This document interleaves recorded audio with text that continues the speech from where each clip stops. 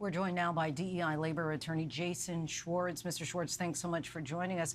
First, just want to ask your initial reaction to the scope of the executive order and the employees placed on leave.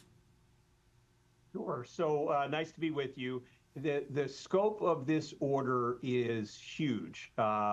Really dramatic change, not only for government contractors, but for all private sector corporations. And Trump notably revoked the executive order signed by LBJ back in 1965, which prohibited discriminatory practices in employment decisions for federal contractors. What sort of immediate impact could we start to see? So the president, as you said, revoked the 1965 executive order from President Johnson and has flipped the requirement so that government contractors now have to agree not to engage in any sort of DEI program that has a preference based on race or gender. So not only do they get rid of their affirmative action programs, but they have to agree not to engage in certain DEI practices. That's a complete reversal. The OFCCP is now ordered to immediately cease its enforcement efforts under the 1965 Civil Rights Program, and instead, contractors agree, again, that they cannot engage in any kind of preferential DEI programs.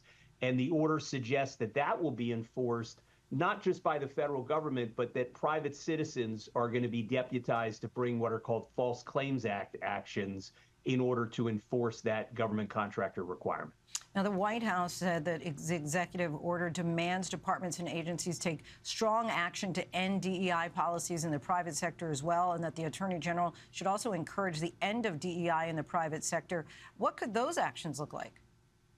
So, Lindsay, the most dramatic thing about that is the president literally asked the heads of every federal agency to provide a list of 9 targets against whom they will initiate investigations and potential litigation to challenge private sector diversity programs that they believe are unlawful. So each agency is going to be on the hunt for, and it's the mission is find the biggest whales you can. The executive order says look for large publicly traded corporations, large employers, large foundations, and send these lists to the White House so that the agencies can initiate investigations and litigation.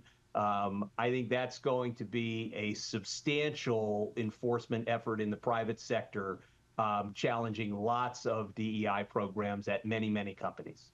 Leading up to Trump's second term, we saw a number of large corporations begin to roll back their DEI policies. Do you think that more companies will continue to follow suit? Very much so. No one wants to be on this list of 9 companies. So I think part of the intended effect of this order is not only to find big companies to make an example of, but to scare everybody else into rolling back their programs. Okay. All right. Well, we thank you so much, Mr. Schwartz. Really appreciate your insight. And this just in, sources tell ABC that employees across the federal government today received memos asking them to report any possible DEI programs.